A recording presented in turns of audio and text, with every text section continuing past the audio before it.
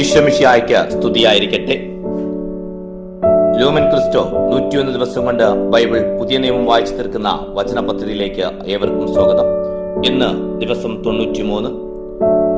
1 തിമോത്തിയോസ് 1 മുതൽ 3 വരെയുള്ള അധ്യായങ്ങളും വെളിപാട് 17 അധ്യായമാണ് നാം ഇന്ന് വായിക്കുന്നത്. 1 തിമോത്തിയോസ് അധ്യായം 1. അഭിവാദനം. നമ്മുടെ രക്ഷകനായ ദൈവത്തിന്റെയും നമ്മുടെ പ്രത്യാശയായ യേശുക്രിസ്തുവിന്റെയും കൽപ്പനയാൽ യേശുക്രിസ്തുവിന്റെ അപ്പോസ്തലനായ പൗലോസ്, വിശ്വാസത്തിൽ എന്റെ യഥാർത്ഥ സന്താനമായ തിമോത്തിയോസിന് പിതാവായ ദൈവത്തിൽ നിന്നും നമ്മുടെ കർത്താവായ യേശുക്രിസ്തുവിൽ നിന്നും കൃപയും കരുണയും സമാധാനവും. വിശ്വാസം സംരക്ഷിക്കുക. ഞാൻ മക്കദോനിയയിലേക്ക് പോയപ്പോൾ നിന്നോട് ആവശ്യപ്പെട്ടതുപോലെ നീ എഫെസസിൽ താമസിക്കുക. വേദപ്രബോധനങ്ങൾ നൽകുകയോ ഐതിഹ്യങ്ങളിലും അവസാനമില്ലാത്ത വംശാവലികളിലും ശ്രദ്ധ ചെലുത്തുകയോ ചെയ്യാതിരിക്കാൻ ചിലരെ ശാസിക്കുന്നതിന് വേണ്ടിയാണ് അത്.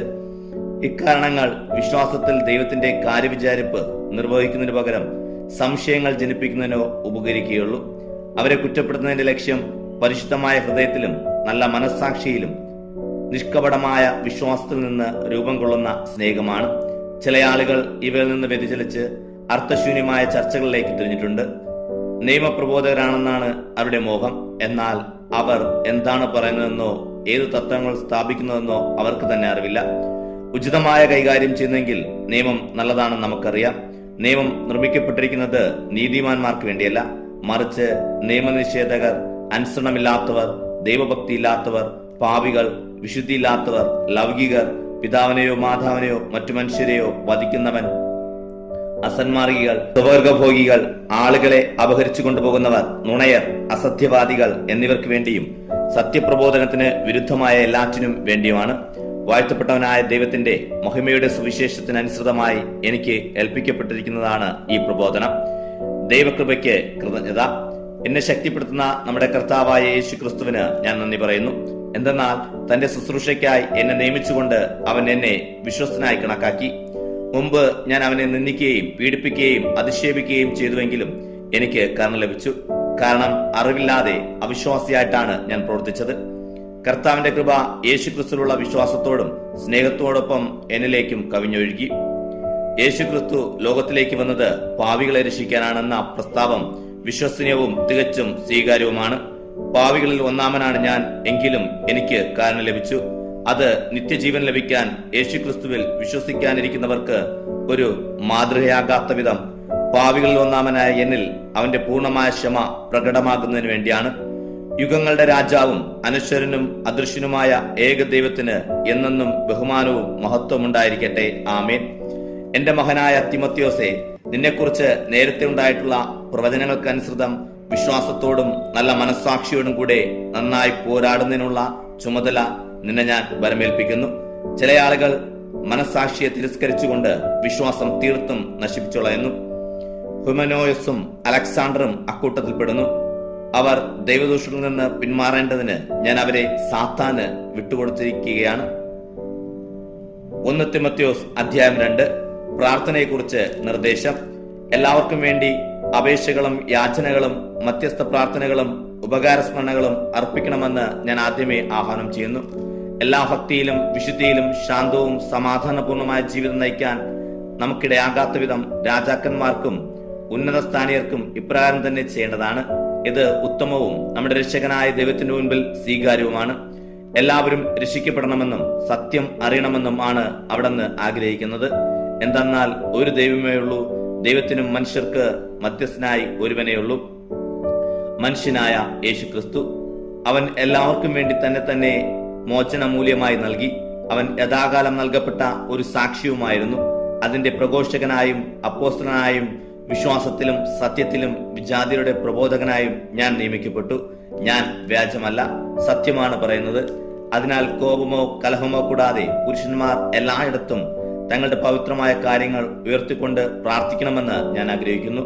അതുപോലെ തന്നെ സ്ത്രീകൾ വിനയത്തോടും വിവേകത്തോടും കൂടെ ഉചിതമായ വിധം വസ്ത്രദാനം ചെയ്ത് നടക്കണമെന്നും ഞാൻ ഉപദേശിക്കുന്നു. പിന്നിയോ മുടിയോ സ്വർണമോ രത്നങ്ങളോ വിലയേറിയ ഉടയാടകളോ അണിഞ്ഞ് തങ്ങളെ തന്നെ അലങ്കരിക്കരുത്. ദൈവഭയമുള്ള സ്ത്രീകൾക്ക് യോജിച്ച വിധം സൽപ്രവൃത്തികൾ കൊണ്ട് അവർ സമലാംകൃതരായിരിക്കട്ടെ. സ്ത്രീ നിശബ്ദമായും വിധേയത്തോടും കൂടെ പഠിക്കട്ടെ. പഠിപ്പിക്കാനോ പുരുഷന്മാരുടെ മേൽ അധികാരം നടത്താനോ സ്ത്രീയെ ഞാൻ അനുവദിക്കുന്നില്ല. അവൾ മൗനം പാലിക്കേണ്ടതാണ്. എന്തെന്നാൽ ആദ്യം സൃഷ്ടിക്കപ്പെട്ടത് ആദമാണ്, പിന്നീട് ഹവ്വായും. ആദം വഞ്ചിക്കപ്പെട്ടിട്ടില്ല, എന്നാൽ സ്ത്രീ വഞ്ചിക്കപ്പെടുകയും നിയമം ലംഘിക്കുകയും ചെയ്തു. എങ്കിലും സ്ത്രീ വിനയത്തോട് വിശ്വാസത്തിലും സ്നേഹത്തിലും വിശുദ്ധിയിലും ഉറച്ചു നിൽക്കുന്നെങ്കിൽ മാതൃത്വത്തിലൂടെ അവൾ രക്ഷിക്കപ്പെടും. 1 തിമോഥെയോസ് അധ്യായം 3. മെത്രാൻ സ്ഥാനത്തെപ്പറ്റി. മെത്രാൻ സ്ഥാനം ആഗ്രഹിക്കുന്നവർ ഉത്കൃഷ്ടമായ ഒരു ജോലിയാണ് ആഗ്രഹിക്കുന്നത് എന്നത് സത്യമാണ്. മെത്രാൻ ആരോപണങ്ങൾക്ക് അതീതനും ഏകഭാര്യയുടെ ഭർത്താവും സംയമിയും വിവേകിയും അച്ചടക്കമുള്ളവനും അതിഥി സൽക്കാരപ്രിയനും യോഗ്യനായ പ്രബോധകനുമുള്ളവനായിരിക്കണം. അവൻ മധ്യാസത്തിനോ അക്രമവാസനയുള്ളവനോ ആയിരിക്കരുത്.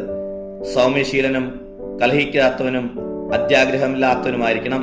അവൻ തന്റെ കുടുംബത്തെ ശരിയായി നിയന്ത്രിക്കുന്നവനും സന്താനങ്ങളെ അനുസരണത്തിലും വിനയത്തിലും വളർത്തുന്നവനുമായിരിക്കണം. സ്വന്തം കുടുംബത്തെ ഭരിക്കാൻ അറിഞ്ഞുകൂടാത്തവൻ ദൈവത്തിന്റെ സഭയെ എങ്ങനെ ഭരിക്കും? അവൻ പുതുതായി വിശ്വാസം സ്വീകരിച്ചവനായിരിക്കരുത്. ആയിരുന്നാൽ അവൻ അഹങ്കാരം കൊണ്ട് മതിമറന്ന് പിശാചിനെ പോലെ ശിക്ഷാവിധിക്ക് അർഹനായി തീർന്നെന്ന് വരും. കൂടാതെ അവൻ സഭയ്ക്ക് പുറത്തുള്ളവരുടെ ഇടയിലും നല്ല മതിപ്പുള്ളവനായിരിക്കണം. അല്ലെങ്കിൽ ദുഷ്കീർത്തിയിലും പിശാചിന്റെ കെണിയിലും പെട്ടുപോയെന്ന് വരാം. സഭയിലെ ഡീക്കന്മാർ. അതുപോലെ തന്നെ ഡീക്കന്മാർ ഗൗരവബുദ്ധികളായിരിക്കണം. അസത്യവാദികളോ മധ്യാസക്തിക്ക് അധീനരോ ഹീനമായ ലാഭേച്ഛയുള്ളവരോ ആയിരിക്കരുത്. അവർ നിർമ്മല മനസാക്ഷിയോടുകൂടെ വിശ്വാസത്തിന്റെ രഹസ്യം സൂക്ഷിക്കുന്നവരാണ്. ആദ്യമേ തന്നെ അവർ പരീക്ഷണ വിധേയരാകണം. കുറ്റമറ്റവരെന്ന് തെളിയുന്ന പക്ഷം അവർ സഭാ ശുശ്രൂഷ ചെയ്യട്ടെ. അപ്രകാരം തന്നെ അവരുടെ സ്ത്രീകൾ ഗൗരവ ബുദ്ധികളും പരദൂഷണം പറയാത്തവരും സംയമനമുള്ളവരും എല്ലാ കാര്യങ്ങളിലും വിശ്വസ്തരുമായിരിക്കണം. ഡീക്കന്മാർ ഏക പത്നിവ്രതം അനുഷ്ഠിക്കുന്നവരും സന്താനങ്ങളെയും കുടുംബങ്ങളെയും നന്നായി നിയന്ത്രിക്കുന്നവരുമായിരിക്കണം. എന്തെന്നാൽ സ്തുത്യർഹനായി ശുശ്രൂഷ ചെയ്യുന്നവർ ബഹുമാന്യനായ സ്ഥാനം നേടുകയും യേശുക്രിസ്തുവിലുള്ള വിശ്വാസത്തിൽ അടിയുറച്ച് ആത്മധൈര്യം സമ്പാദിക്കുകയും ചെയ്യും. ആത്മീയ ജീവിത രഹസ്യം. നിന്റെ അടുത്തു വേഗം എത്തിച്ചേരാനാണ് ഞാൻ പ്രതീക്ഷിക്കുന്നത്. ഇപ്പോൾ ഇത് എഴുതുന്നതിനാകട്ടെ എനിക്ക് താമസം നേരിട്ടാൽ ജീവിക്കുന്ന ദൈവത്തിന്റെ സഭയും സത്യത്തിന്റെ തൂണും കോട്ടയുമായ ദൈവഭവനത്തിൽ ഒരുവൻ പെരുമാറേണ്ടതെങ്ങനെയെന്ന് നിന്റെ അറിവിനായി നിർദ്ദേശിക്കാനാണ്. നമ്മുടെ മതത്തിന്റെ രഹസ്യം ശ്രേഷ്ഠമാണെന്ന് ഞങ്ങൾ പ്രഖ്യാപിക്കുന്നു. ശരീരത്തിൽ പ്രത്യക്ഷപ്പെട്ടവൻ ആത്മാവിൽ നീതീകരിക്കപ്പെട്ടു. ദൂതന്മാർക്ക് ദൃശ്യനായി ജനപദങ്ങളുടെ ഇടയിൽ പ്രഘോഷിക്കപ്പെട്ടു. ലോകം അവനിൽ വിശ്വസിച്ചു. മഹത്വത്തിലേക്ക് അവൻ സംഭവിക്കപ്പെടുകയും ചെയ്തു. വെളിപാട് അധ്യായം 17. കുപ്രസ്ഥവേശ്യയും മൃഗവും. 7 പാത്രങ്ങൾ പിടിച്ചിരുന്ന 7 ദൂതന്മാരിൽ ഒരുവൻ വന്ന് എന്നോട് പറഞ്ഞു, വരിക, സമുദ്രങ്ങളുടെ മേൽ ഉപവിഷ്ടനായിരിക്കുന്ന മഹാവേശ്യയുടെ മേലുള്ള ശിക്ഷാവിധി നിനക്ക് ഞാൻ കാണിച്ചു തരാം. അവളോടുകൂടെ ഭൂമിയിലെ രാജാക്കന്മാർ വ്യഭിചാരം ചെയ്തു. അവളുടെ ദുർവൃത്തിയുടെ വീഞ്ഞു കുടിച്ച് ഭൂവാസികൾ ഉന്മത്തരായി. ആ ദൂതൻ ആത്മാവിൽ എന്നെ മരുഭൂമിയിലേക്ക് നയിച്ചു. ദൈവദൂഷണപരമായ നാമങ്ങൾ നിറഞ്ഞതും 7 തലയും 10 കൊമ്പും കടും ചുമപ്പും നിറമുള്ളതുമായ ഒരു മൃഗത്തിന്റെ മേൽ ഇരിക്കുന്ന ഒരു സ്ത്രീയെ ഞാൻ കണ്ടു. ആ സ്ത്രീ ധൂമ്രവും കുടം ചുമപ്പും നിറമുള്ള വസ്ത്രം ധരിച്ചിരുന്നു. സ്വർണവും വിലപിടിച്ച രത്നങ്ങളും മുത്തുകളും കൊണ്ട് അലങ്കൃതയായിരുന്നു. വേശ്യാവൃത്തിയുടെ അശുദ്ധികളും മ്ലേച്ഛതകളും കൊണ്ട് നിറഞ്ഞ ഒരു പൊൻ ചഷകം അവളുടെ കയ്യിലുണ്ടായിരുന്നു. അവളുടെ നെറ്റിത്തടത്തിൽ ഒരു നിഗൂഢ നാമം എഴുതപ്പെട്ടിരുന്നു: മഹാബാബിലോൺ, വേശ്യകളുടെയും ഭൂമിയിലെ മ്ലേച്ഛതകളുടെയും മാതാവ്. ആ സ്ത്രീ വിശുദ്ധരുടെയും യേശുവിന്റെ സാക്ഷികളുടെയും രക്തം കുടിച്ച് ഉന്മത്തയായി ലഹരി പിടിച്ചിരിക്കുന്നതും ഞാൻ കണ്ടു. അവളെ കണ്ടപ്പോൾ ഞാൻ അത്ഭുത പരഭ്രാന്തനായി. അപ്പോൾ ദൂതൻ എന്നോട് പറഞ്ഞു, നീ എന്തുകൊണ്ട് വിസ്മയിക്കുന്നു? ആ സ്ത്രീയുടെയും അവളെ വഹിക്കുന്ന 7 തലയും 10 കൊമ്പുമുള്ള മൃഗത്തിന്റെ രഹസ്യം ഞാൻ നിന്നോട് പറയാം. നീ കണ്ട ആ മൃഗം ഉണ്ടായിരുന്നു, എന്നാൽ ഇപ്പോൾ ഇല്ല. അത് പാതാളത്തിൽ നിന്ന് കയറി വരുന്നു, നാശത്തിലേക്ക് പോകും. ലോകസ്ഥാപനം മുതൽ ജീവന്റെ പുസ്തകത്തിൽ ഇല്ലാത്തതും വരാനിരിക്കുന്നതുമായ ആ മൃഗത്തെ നോക്കി വിസ്മയിക്കും. ഇവിടെയാണ് ജ്ഞാനമുള്ള മനസ്സിന്റെ ആവശ്യം. 7 തലകൾ ആ സ്ത്രീ ഉപവിഷ്ടനായിരിക്കുന്ന 7 മലകളാണ്. അവ 7 രാജാക്കന്മാരുമാണ്. 5 പേർ വീണുപോയി, ഒരാൾ ഇപ്പോഴുണ്ട്, മറ്റൊരാൾ ഇനിയും വന്നിട്ടില്ല. അവൻ വരുമ്പോൾ ചുരുങ്ങിയ കാലത്തേക്ക് ഇവിടെ വസിക്കുകയുള്ളൂ. ഉണ്ടായിരുന്നതും ഇപ്പോൾ ഇല്ലാത്തതുമായ മൃഗം 8ാമത്തതും 7ൽപ്പെട്ടതുമാണ്. അത് നാശത്തിലേക്ക് പോകുന്നു. നീ കണ്ട 10 കൊമ്പുകൾ 10 രാജാക്കന്മാരാണ്. അവർ ഇനിയും രാജ്യത്വം സ്വീകരിച്ചിട്ടില്ല. എന്നാൽ 1 മണിക്കൂർ നേരത്തേക്ക് മൃഗത്തോടുള്ള രാജാക്കന്മാരുടെ അധികാരം സ്വീകരിക്കേണ്ടവരാണ്. അവർക്ക് ഒരേ മനസ്സാണുള്ളത്. തങ്ങളുടെ ശക്തിയും അധികാരവും അവർ മൃഗത്തിന് ഏൽപ്പിച്ചു കൊടുക്കുന്നു. ഇവർ കുഞ്ഞാടിനോട് യുദ്ധം ചെയ്യും. കുഞ്ഞാട് അവരെ കീഴ്പ്പെടുത്തും. എന്തെന്നാൽ അവൻ നാഥന്മാരുടെ നാഥനും രാജാക്കന്മാരുടെ രാജാവുമാണ്. അവനോട് കൂടെയുള്ളവർ വിളിക്കപ്പെട്ടവരും തിരഞ്ഞെടുക്കപ്പെട്ടവരും വിശ്വസ്തരുമാണ്. പിന്നെ അവൻ എന്നോട് പറഞ്ഞു, വേശ്യയിരിക്കുന്നതായി നീ കാണുന്ന ജലപ്പരപ്പ് ജനതകളും ജനസമൂഹങ്ങളും രാജ്യങ്ങളും ഭാഷകളുമാണ്. നീ കാണുന്ന 10 കൊമ്പുകളും മൃഗവും ആ വേശ്യയെ വെറുക്കും. അവളെ പരിത്യക്തിയെയും നഗ്നയുമാക്കും. അവളുടെ മാംസം ഭക്ഷിക്കുകയും അവളെ അഗ്നിയിൽ ദഹിപ്പിക്കുകയും ചെയ്യും. എന്തെന്നാൽ ദൈവത്തിന്റെ വചനം പൂർത്തിയാകുവോളം അവിടുത്തെ ഉദ്ദേശം നടപ്പാക്കുന്നതിനും ഏക മനസ്സോടെ മൃഗത്തിനും തങ്ങളുടെ രാജത്വം നൽകുന്നതിനും ദൈവം അവരുടെ ഹൃദയത്തിൽ തോന്നിച്ചു. നീ കാണുന്ന ആ സ്ത്രീ ഭൂമിയിലെ രാജാക്കന്മാരുടെ മേൽ അധീന ശക്തി ഉള്ള മഹാനഗരമാണ്. ഇന്നത്തെ വായന ഇവിടെ അവസാനിക്കുമ്പോൾ സത്യവിശ്വാസം കാത്തുസൂക്ഷിച്ചും വഞ്ചനകളെ തിരിച്ചറിഞ്ഞും വിശ്വസ്തയുടെ സഭയിൽ നിൽക്കാം. ദൈവത്തിന് മഹത്വം.